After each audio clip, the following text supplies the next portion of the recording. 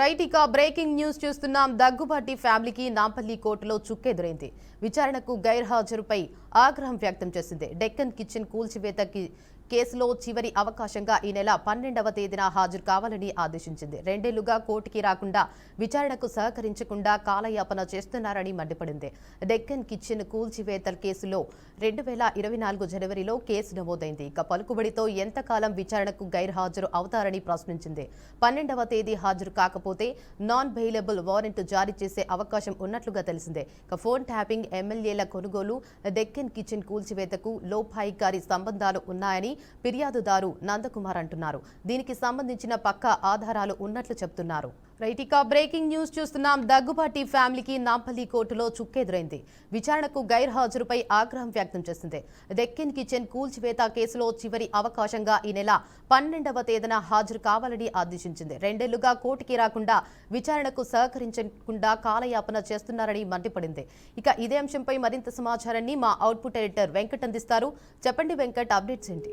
అంటే కొన్నాళ్ళుగా ఈ వివాదం నడుస్తుంది. డెక్కన్ కిచెన్ కూల్చివేతకు సంబంధించి 2024 నుంచి కేసు నడుస్తుంది. నందకుమార్ అనే వ్యక్తి ఫిర్యాదు నేపథ్యంలో పలువురు అంటే అక్రమంగా ఈ విధంగా ఆక్యుపై చేసుకుని గోడ కూల్చివేశారనేది ఆయన ప్రధానంగా ఆయన చేస్తున్న అభియోగం. ఈ కేసు సంబంధించి చాలా రోజులుగా నడుస్తుంది. వాదోపవాదాలు కొనసాగుతున్నాయి. ఇప్పటికే పలుమార్లు కోర్టుకు అటెండ్ అవ్వాలని నాంపల్లి కోర్టు దగ్గుబాటి కుటుంబ సభ్యులు ఎవరుతున్నారో ప్రముఖ నిర్మాత సురేష్ బాబు, హీరో వెంకటేష్, సురేష్ బాబు కుమారుడు, నిర్మాత యాక్టర్ రానా కూడా పలుమార్లు ఆదేశాలు జారీ చేయడం కావచ్చు, లేదా నోట్స్ ద్వారా ఒక సంకేతం పంపించడం కావచ్చు చేసింది. సో ఇటువంటి నేపథ్యంలో ప్రతిసారి కూడా వారు విచారణకి గైర్హాజరవుతూ వస్తున్నారు. ఒకసారి కూడా చాలా సార్లు కోర్టులో విచారణ జరిగిన ప్రతిసారి కూడా నెక్స్ట్ డేట్ కి మీరు హాజరవాల్సి ఉంటుందని చెప్పేసి ఆదేశాలు ఇచ్చినప్పుడు కూడా వాళ్ళు ఎప్పటికప్పుడు గైర్హాజరవుతూ ఉన్నారు. అంటే కాలయాపన చేశారు తప్పించి అటెండ్ కాలేదు అనేది ప్రధానంగా పిటిషనర్ ఎవరైతే ఉన్నారో నందకుమార్ చేసినటువంటి వాదనగా కనిపిస్తుంది.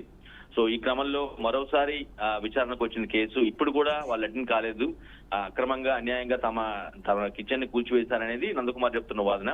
సో ఈ నేపథ్యంలో వారు కనీసం అటెండ్ అయ్యి చెప్పాల్సిన అవసరం ఉంది కోర్టుకి. విచారణకి స్వయంగా కోర్టు పిలిచినప్పుడు కూడా రాకుండా జస్ట్ టైం పాస్ చేస్తున్నారనే పాయింట్ ని ఏదైతే బలంగా మరోసారి చెప్పడంతో కోర్టు ఆగ్రహం వ్యక్తం చేసింది.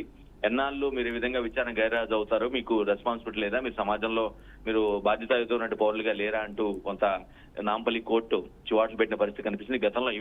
గతంలో కూడా మీరు ఎందుకు అటెండ్ కాలేదు, మీకు బాధ్యత లేదా అని గతంలో కూడా చివాట్లు పెట్టిన విషయం తెలుస్తుంది. మళ్ళీ మరోసారి తాజాగా వీరిద్దరిని కూడా అంటే ఈ దగ్గుబాటి కుటుంబ సభ్యులు కీలక వారి ముగ్గురికి కూడా కొంత ఆగ్రహం వ్యక్తం చేసినట్టుగా మాట్లాడింది. అంతేకాదు చివరిసారిగా ఈ కేసు డెక్కన్ కిచెన్ కూల్చివేతకు సంబంధించి చివరి అవకాశంగా ఈ నెల 12వ తారీఖున మీరు కోర్టుకు అటెండ్ కావాల్సిన అవసరం ఉందంటూ ఒక ఆదేశాలు కూడా జారీ చేసింది. ఒకవేళ మీరు అటెండ్ కాకపోతే ఆ రోజు కూడా ఈ నెల 12వ తారీఖు కూడా హాజరు కాకపోతే విచారణ సమయంలో ఖచ్చితంగా నాన్ బెయిలబుల్ వారెంట్ జారీ అయ్యే అవకాశం కూడా ఉన్నట్లుగా తెలుస్తుంది.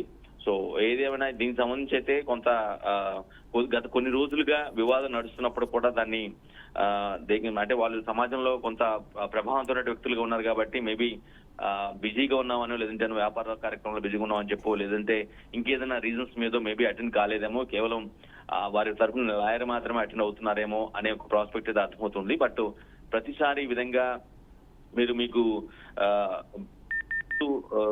జ్యుడిషియరీ వ్యవస్థ పిలిచినప్పుడు రాకుండా ఉండకుండా ప్రతిసారి స్కిప్ చేస్తే ఊరుకుంటారనేది మాత్రం మీరు అనుకోవద్దు. ఖచ్చితంగా మీరు అటెండ్ అవ్వాలి. దానికి సంబంధించిన సందేశం మీరు ఇచ్చుకోవాలి. మీకు వ్యతిరేకంగా ఇచ్చినటువంటి పిటిషనర్ వాదన ఏదైతే ఉందో దాన్ని మీరు ఏ విధంగా దానికి ఏ విధంగా ఆన్సర్ చేస్తారో, ఏ విధంగా మీరు దాన్ని అడ్రస్ చేస్తారనే విషయం చెప్పాల్సిన అవసరం ఉన్నట్టు కోర్టు చాలా స్పష్టంగా చెప్తుంది. 12వ తారీఖు ఖచ్చితంగా ఈ కేసు విషయంలో మీరు అటెండ్ అవ్వాల్సిన అవసరం ఉంది, లేదంటే నాన్ బెయిలబుల్ వారెంట్ జారీ చేసే అవకాశం ఉంది అనే వాదన కూడా వినిపిస్తూ ఉంది. Devika. Right. Thank you for the update, Venkat.